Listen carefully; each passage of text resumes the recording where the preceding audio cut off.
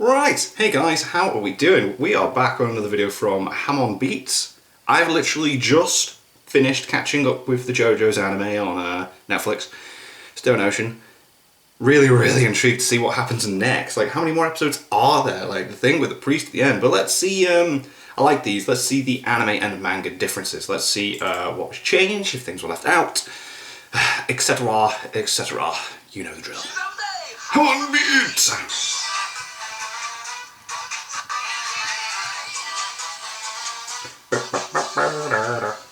Welcome back to JoJo Anime and Manga Differences. After a 9-month wait since the first batch in December of 2021, holy crap, we've finally gotten a second 12-episode batch of Stone Ocean. The first batch, I think, made some interesting choices and additions, and I think that is even more true here. Okay. I'm a big fan of some of the changes they've made in the adaptation this time around, so let's get right into it. This batch begins with the 13th episode, picking up from chapter 51 of the manga. The first notable difference, however, is that the episode begins with the scene of Jolene's imprisonment in the Ultra Punishment Ward. This scene was originally shown later in chapter 58. Oh, cool. So they've swapped timeline stuff around. That's cool. Here to serve as the opening for this batch of episodes. I like that they did that. In the manga version of this scene, the guards dragging Jolene are just faceless characters. Now in the anime, they've been updated with Viviana Westwood and Sunny Lakir, who appear a bit later in that arc. They also no longer list out all of Jolene's restrictions in the punishment ward. After this is a new scene of Pucci reminiscing about one of his meetings with Dio, which was shown in an earlier episode. After this, we get a scene that shows a demonstration of Hermes' powers, as well as Sportsmax's introduction in the chapel.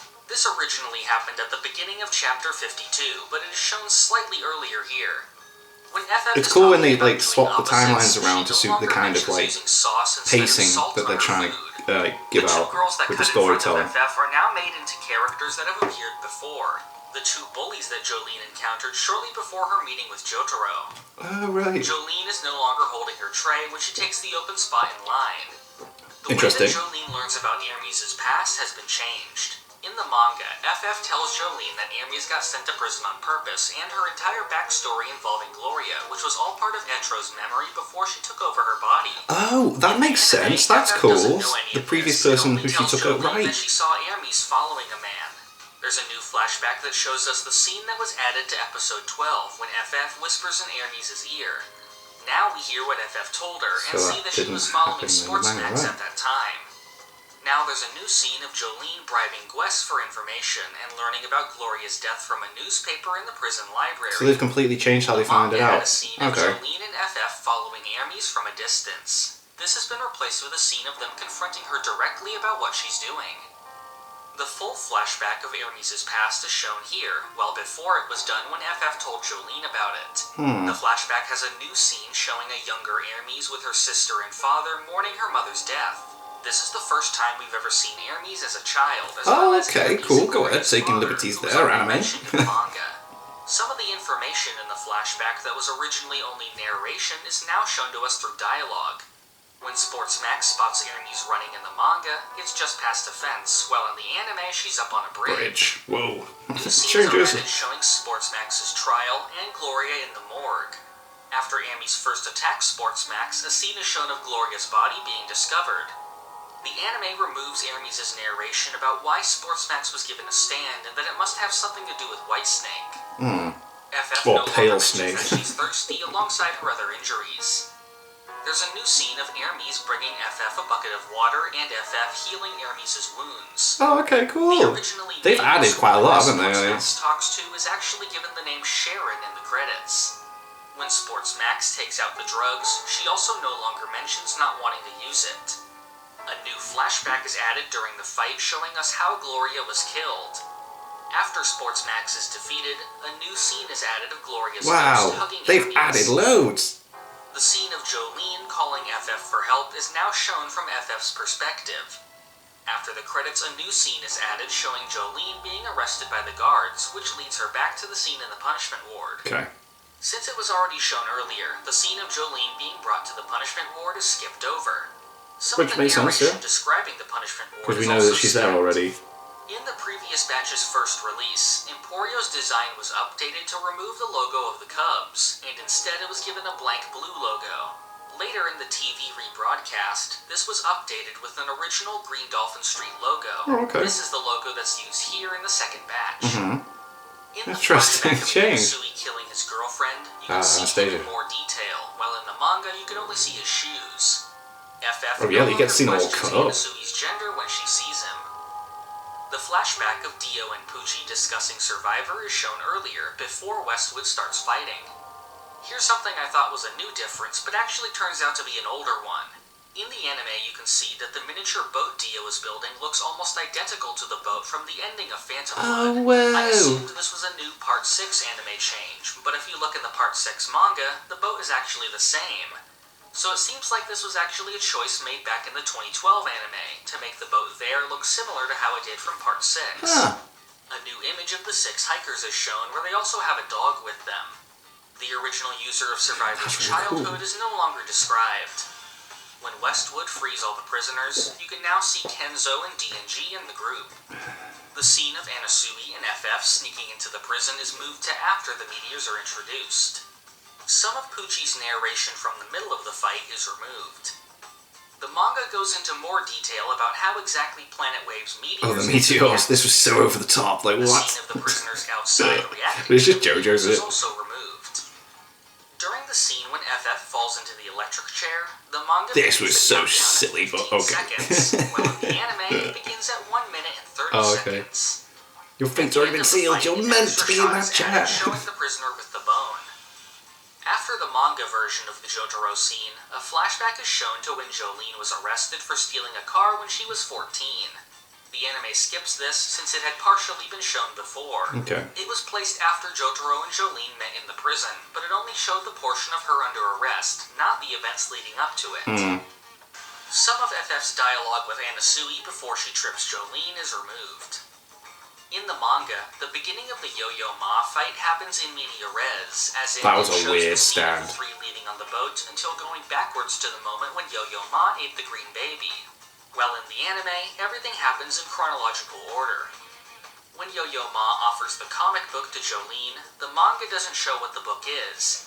In the anime, the cover is visible, and you can see that it's Pink Dark Boy, the in-universe manga created by the Part 4 character Rohan. Oh wow! Oh, that's really cool. Jolene the matchstick puzzle. Jolene no longer begins to sprout again in this scene after walking into the sun. Once they get on the boat, Yo-Yo Ma doesn't have as much information on it as he does in the manga.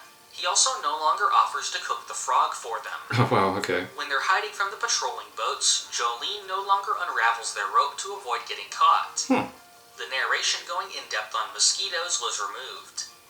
When Yo-Yo Ma offers to make Jolene a skirt, he no longer says her measurements. When he takes out all the stuff he has, he no longer has a sticker for the band R.E.M. Oh yeah, wow. Pucci no longer says which recording of Handel's Messiah is being played. The prime numbers that Pucci is counting when he confronts FF are different. That's kind of cool, I like that. Instead of starting over which numbers he's counting like in the manga, they continue his counting between scenes, making the number much higher. So each scene of him counting after this also has different numbers. During FF's memories of the past, Anasui is added into the shot of the group. That's not there originally. Interesting. The context of the scene being shown. In the manga, it explains that it was Jolene making fun of how FF's toes are shaped. The scene of the green baby leaving a handprint on Anasui, as well as the shot of the dead fish, are removed. There's a new shot of Anasui throwing the bottle over to the green baby to see if he was interested in it. While he did say that he did this off-screen in the manga, the anime adds the scene of it actually happening. Jolene and Anasui no longer hear the guard dogs approaching at the beginning of this scene. Jolene no longer hurts her fingers when running away from the stand. The flashback of Pucci and Dio's conversation happens earlier than it does in the manga. Pucci's outfit has been edited and is no longer a crop top. This may have been done for consistency, since other panels from the same scene show his outfit differently. Dio no longer mentions watching a Michael Jackson concert on TV. The fight between Pucci and Foo Fighters is rearranged, with part of it being shown in between scenes. Oh my god, this was brutal with the hot water. When FF is running away from Whitesnake, a scene is removed where Whitesnake uses a disc to see from a bird's perspective. That's and is tricked cool. by FF into attacking a reflection. In the anime, Anasui no longer mentions people getting married in the prison. In the current fan translation of the manga, this line is actually mistranslated to say that he was married in prison before. What he's actually saying is more like just telling Jolene that someone else had gotten married in the prison. Oh. Pucci no longer has an internal monologue about using the cross to extend his reach. The narration going over Dio's diary is now well, yeah, I did see the punch, and it was there, and they didn't actually address that at all. He no longer speaks to the guard and leaves a hole in the teacup as he did in the manga. The awakened Pucci design has also been altered to match how it appeared later in the manga. Emporio now mentions what the other characters are doing before the Jailhouse Lock arc. Hermes and Anasui are in the medical wing, and Weather Report is holed up in his room for an unknown reason, although this is likely alluding to something that happens later in the manga. Emporio no longer mentions the Hell's Gate as the barrier beyond the visiting rooms.